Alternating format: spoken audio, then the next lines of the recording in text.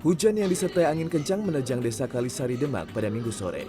Dalam hitungan menit, rumah seorang warga porak-poranda. Atap rumah hilang, sejumlah perabotan rumah rusak tertimpa genteng dan asbes.